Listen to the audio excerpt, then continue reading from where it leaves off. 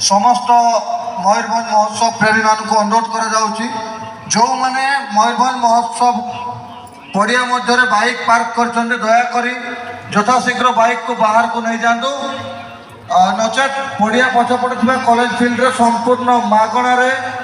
गाड़ी पार्किंग कर सुव्यवस्था करा मु पुणी थे कही रखा चाहे